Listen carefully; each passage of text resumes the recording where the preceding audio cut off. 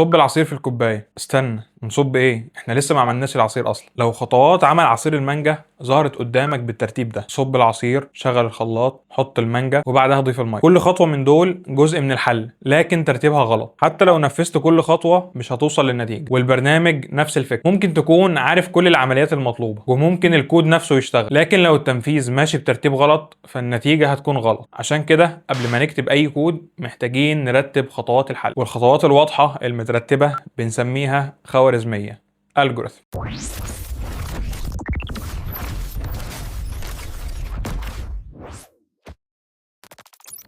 وقبل ما نكمل خلينا نحدد معنى الكلمة نفسها وهنفهمها من نفس المثال اللي بدأنا بيه. مصطلح algorithm بيعبر عن تسلسل محدد ومنطقي من الخطوات، بنستخدمه عشان نحل مشكلة أو ننفذ مهمة معينة. يعني لو عندنا برنامج لمحل عصير وصاحب المحل قال لنا عايز البرنامج يحسب قيمة الطلب ويطلع الباقي للعميل، فاحنا كده عرفنا النتيجة اللي عايزين نوصل لها. لكن الكلام ده برضه مش بيقول لنا نوصل للنتيجة ازاي. البرنامج محتاج خطوات واضحة: يستقبل سعر المنتج والكمية، يحسب قيمة الطلب، ولو في خصم مستحق يطبقه، بعدها يحسب المبلغ النهائي، يتأكد ان المبلغ المدفوع كافي، وفي النهاية يحسب لو في باقي ويطلع النتيجة. فالترتيب هنا مهم، لان لو حاولنا نحسب الباقي قبل المبلغ النهائي هنكون بننفذ خطوة قبل ما المعلومات اللي محتاجينها تكون متاحة. وده جزء اساسي من مفهوم الالجوريثم. الخطوات لازم تكون محددة وترتيبها يكون واضح، وكل خطوة تكون قابلة للتنفيذ، وفي النهاية التسلسل ده لازم يوصل لنتيجة ويقف. وده معناه ان احنا لما نقول الجوريثم اننا ما نقصدش اي لغة برمجة، وبرضه مش بنتكلم عن شكل معين للكود، احنا بنتكلم عن منطق الحل نفسه. نفس الحل بعد كده ممكن يتكتب باي لغة برمجة او يتمثل بطريقة بصرية. طريقة التعبير ممكن تتغير لكن منطق الحل نفسه. وده يخلينا نفرق ما بين حاجتين من البداية: الالجوريثم بيجاوب على سؤال ازاي هنحل المشكلة، اما الكود فهو الطريقة اللي هنعبر بيها عن الحل باستخدام لغة برمجة معينة عشان الكمبيوتر ينفذه. طيب لو الالجوريثم هو خطوات الحل، يبقى السؤال الطبيعي دلوقتي احنا بنعرف الخطوات دي منين؟ وهنا بنوصل لنقطة مهمة جدا. قبل ما نبدأ نرتب خطوات الحل لازم نكون فاهمين المشكلة نفسها بشكل واضح، لان لو فهمنا المشكلة غلط ممكن نرتب خطوات ممتازة جدا لكن في النهاية هنكون بنحل مشكلة غلط. تخيل ان صاحب محل العصير قال لك انا عايز البرنامج يحسب قيمة الطلب ويطلع الباقي للعميل. الجملة تبان بسيطة لكن لو بدأت تكتب كود فورا هتقابل اسئلة كتير: سعر الكوباية هيدخل منين؟ هل في خصم؟ الخصم بيتحسب امتى؟ لو العميل دفع مبلغ اقل من الحساب البرنامج يعمل ايه؟ ولو عدد الاكواب صفر مثلا او بالسالب؟ لو بدأت تجاوب من عندك انت كده مش بتحل المطلوب، انت بتخمن المطلوب. عشان كده ما نبدأش كتابة اي كود قبل ما نسأل صاحب المحل عن النقط اللي لسه مش معروفة دي. خلاص سألناه عن طريقة حساب الطلب والدفع والخصم، وبعد ما جمعنا كل الاجابات نقدر نكتب المشكلة والهدف في جملة واحدة واضحة: مطلوب برنامج يحسب طلب من نوع عصير واحد، يطبق خصم 10% لما يكون قيمة الطلب 100 جنيه او اكتر، ويتحقق من الدفع، وبعد كده يعرض النتيجة. فالكلام اللي حددنا بيه المشكلة والهدف بوضوح ده بنسميه وصف المشكلة، problem statement. البروبلم statement مش خطوات التنفيذ، هي بتقول احنا رايحين فين. زي ما تحدد وجهتك قبل ما تختار الطريق. دلوقتي عرفنا المطلوب العام، الخطوة الطبيعية اللي بعدها لما البرنامج يخلص ايه النتيجة اللي المفروض تظهر. قبل ما نقرر الطريق لازم نعرف النهاية. لو كل حاجة صح والعميل دفع مبلغ كافي البرنامج لازم يعرض المبلغ النهائي والباقي. لو المبلغ اقل من الحساب لازم يعرض رسالة ان مبلغ الدفع غير كافي. ولو البيانات نفسها غلط زي ان عدد الاكواب بيساوي صفر لازم يعرض رساله واضحه ويقف بدل ما يكمل حسابات ملهاش اي معنى. النتائج والرسائل اللي البرنامج بيطلعها بنسميها المخرجات، اوتبوتس. في المثال بتاعنا هيكون عندنا اكتر من اوتبوت لان النتيجه بتختلف على حسب الحاله، وده طبيعي لان الاوتبوت مش دايما رقم، ممكن يكون رساله، ممكن يكون صوره، ممكن يكون ملف، على حسب احتياجات البرنامج او اي نتيجه المفروض تطلع من البرنامج. دلوقتي عرفنا ايه اللي لازم يطلع في النهايه. نرجع خطوه لورا ونسال: علشان البرنامج يطلع النتيجه دي محتاج يعرف ايه في البدايه؟ البرنامج محتاج يعرف سعر الكوبايه وعدد الكوبايات اللي العميل طلبها والمبلغ اللي دفعه. البيانات اللي الحل بيبدأ بيها بنسميها المدخلات، الانبوتس. وخد بالك من نقطة مهمة: مش كل المعلومات اللي موجودة في المحل لازم تكون انبوتس للبرنامج. لون الكوباية واسم العامل وعدد الكراسي اللي موجودة في المحل، كل ده ملوش اي علاقة بالكالكوليشنز او الحسابات اللي احنا بنعملها. احنا بناخد بس البيانات اللي محتاجينها عشان البرنامج يوصل للمخرجات، الاوتبوتس. دلوقتي عندنا نقطة البداية ونقطة النهاية، لكن البيانات لوحدها مش كفاية لان نفس السعر ونفس العدد ممكن يتحسب بطريقة مختلفة في محل تاني. وهنا ندخل على قواعد الشغل، البيزنس رولز. تخيل محلين عندهم نفس سعر العصير ونفس العميل طلب نفس عدد الكوبايات، لكن محل بيعمل خصم بعد 100 جنيه والمحل التاني ما عندهوش خصم اصلا. في الحاله دي الانبوتس واحده لكن النتيجه مختلفه لان قواعد الشغل مختلفه. في محلنا بقى صاحب المحل قال قيمه الطلب بتساوي سعر الكوبايه في عدد الاكواب، ولو قيمه الطلب 100 جنيه او اكتر هنطبق خصم 10%، والمبلغ النهائي هيساوي قيمه الطلب ناقص الخصم، ولو مبلغ الدفع كافي نحسب الباقي. القواعد اللي جايه من طريقه عمل المشروع بنسميها قواعد العمل، البيزنس رولز. لكن بعض القواعد محتاجه البرنامج يختار بين طريقين. هل قيمه الطلب 100 جنيه او اكتر؟ الاجابه يا نعم يا لا. لو نعم هيكون في خصم، لو لا الخصم هيساوي صفر. السؤال اللي اجابته نعم او لا، وبيحدد البرنامج هيمشي في انهي طريق، بنسميه شرط كونديشن. يعني البيزنس رولز بتقول ايه اللي المفروض يحصل، والكونديشن هو السؤال اللي بيحدد انهي حاله عندنا دلوقتي. بس لسه في حاجه مهمه، هل البرنامج يقبل اي رقم يدخل له؟ اكيد لا. لو سعر الكوبايه صفر او بالسالب هيكون فيه مشكله، ولو عدد الاكواب صفر فمفيش طلب نحسبه، ولو العدد 1.5 فده مش صح لان المحل مش بيبيع نص كوبايه. يبقى في المثال بتاعنا السعر لازم يكون اكبر من صفر، عدد الاكواب لازم يكون عدد صحيح واكبر من الصفر، والمبلغ المدفوع ما ينفعش يكون سالب. والنسخه اللي بنبنيها دلوقتي بتتعامل مع نوع عصير واحد بس داخل الطلب. الحدود دي بنسميها قيود كونسترينز. الكونسترينز بتحدد ايه القيم اللي مسموح بيها وايه النطاق اللي الحل بيدعمه، ولو البيانات خرجت عن الحدود دي البرنامج يرفضها برساله واضحه قبل ما يبدا الحساب. طيب ماذا لو في معلومه صاحب المحل ما وضحهاش؟ زي مثلا النسخه دي بتتعامل مع الدفع النقدي بس، لو الاجابه مش موجوده مش هينفع نفترض ونخمن، هنكتب اللي نعتبره صح بشكل مؤقت ونأكد مع صاحب المحل. المعلومه اللي بنعتبرها صح بشكل مؤقت لحد ما نتأكد منها بنسميها افتراض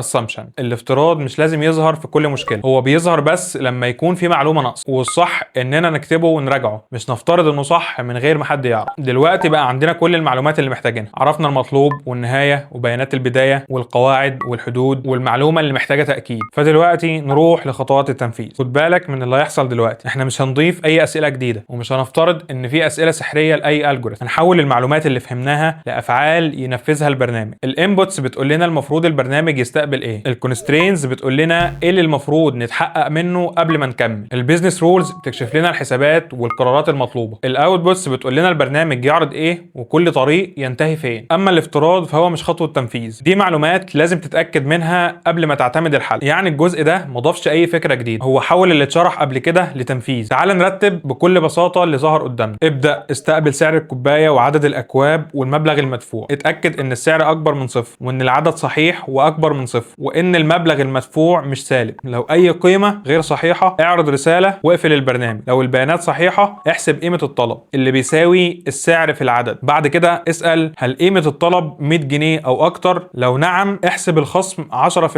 من قيمه الطلب، لو لا خلي الخصم صفر. بعدها احسب المبلغ النهائي، قيمه الطلب ناقص الخصم. بعد كده اسال هل المبلغ المدفوع اكبر من او يساوي المبلغ النهائي؟ لو لا اعرض ان المبلغ غير كافي واقفل البرنامج. لو نعم احسب الباقي اللي بيساوي المبلغ المدفوع ناقص المبلغ النهائي. بعد كده اعرض المبلغ النهائي والباقي وتكون دي نهايه البرنامج. وده هو الالجوريثم الفعلي، وكل خطوه فيه خرجت من معلومه فهمناها قبل كده، ما اخترعناش اي خطوه، احنا فككنا المشكله ورتبنا اللي المفروض البرنامج يعمله من البدايه للنهايه. برضه مش اي كلام مكتوب في شكل خطوات يبقى الجوريثم مظبوط. لو كتبت طبق الخصم المناسب الخطوه دي مش واضحه، مناسب يعني كام ويطبق امتى. لكن لما تقول لو قيمه الطلب 100 جنيه او اكتر طبق خصم 10%، كده الخطوه بقت محدده. فالالجوريثم لازم يكون بيعبر عن خطوات واضحه من غير اي غموض. لازم نعرف الانبوتس والاوتبوتس، ولازم كل خطوه تكون قابله للتنفيذ، ولازم الالجوريثم ينتهي بعد عدد محدد من الخطوات. وفي المثال بتاعنا نفس المدخلات ونفس القواعد لازم يطلعوا نفس النتيجه. وكمان لازم الالجوريثم ما يكونش بيعتمد على لغه برمجه معينه، ممكن الخطه اللي عملناها تتنفذ باي لغه برمجه، وممكن المشكله الواحده يكون ليها اكتر من الجوريثم صح. الجوريثم بسيط،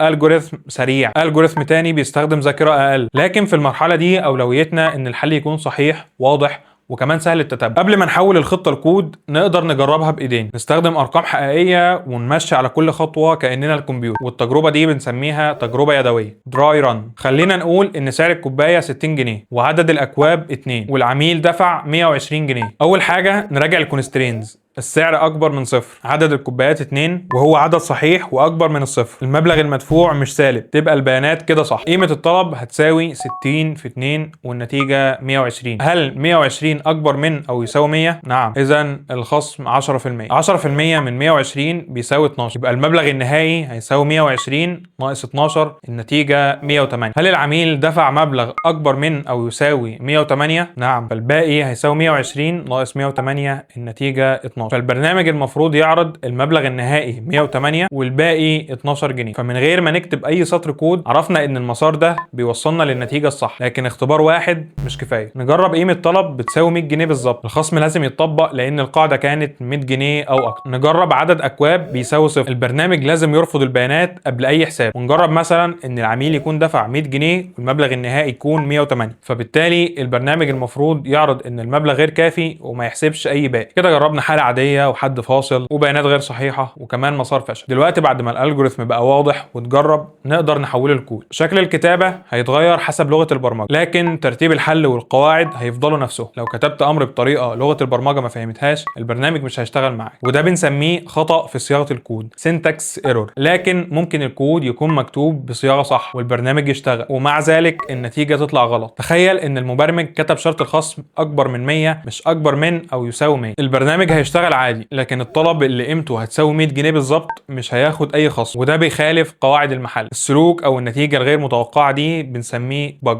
خلل في الكود. مش معنى عدم وجود اي syntax error يبقى النتيجة دايما صح. فالالجوريثم المنظم والدراي ران اللي عملناه بيساعدنا ان احنا نكتشف اخطاء المنطق قبل ما نكتب اي كود، اللوجيكال ايرورز. لكن بعد كتابة الكود برضو لازم نختبر. احنا كتبنا الالجوريثم بتاع النهارده بكلام عربي عادي جدا وده اسمه الناتشرال لانجوج، لكن في طرق تانية بتساعدنا ان احنا نشوف الحل بشكل اوضح. ممكن نرسم الحل بمربعات واسهم وده بنسميه مخطط انسيابي او فلو تشارت. وممكن كمان نكتب الالجوريثم بشكل قريب من الكود لكن من غير ما نلتزم بقواعد لغة برمجة معينة وده اسمه سيدو كود. التلاتة ممكن يعبروا عن نفس الالجوريثم، الاختلاف بس في طريقة العرض مش في منطق الحل. مش محتاج تحفظ اي تفاصيل دلوقتي. وفي الحلقة الجاية هناخد نفس مثال محل العصير ونحوله لفلو تشارت خطوة بخطوة. في بداية الحلقة كل خطوات عمل العصير كانت موجودة بس ترتيبها كان غلط وده كان كفاية انه يبوظ النتيجة. الالجوريثم هو تسلسل واضح ومرتب وقابل للتنفيذ، ليه بداية ونهاية وبيوصلنا لنتيجة، لكن مش بنخترع خطواته من فراغ. نبدأ بفهم المشكلة، نعرف المطلوب، نعرف النتيجة المنتظرة، نعرف البيانات اللي الحل محتاجها، نفهم قواعد العمل وحدود البيانات، ونكتشف اي معلومة ناقصة من غير ما نخمنها. بعدها كل معلومة بتكشف لنا خطوة او حساب او شرط او نتيجة. بعد كده نرتبهم من البداية للنهاية. بعد كده نعمل دراي ران نجربهم. بعد ما نتأكد ان الخطة صح نبدأ نحولها لكود. وده هو الفرق ما بين شخص بيحفظ سينتاكس ومبرمج يفهم المشكلة. الحلقة الجاية هنشوف نفس الالجوريثم بعينينا كفلو تشارت. ما تنساش تشترك في القناة وتفعل الجرس. انا احمد سامي من ابستراكشن،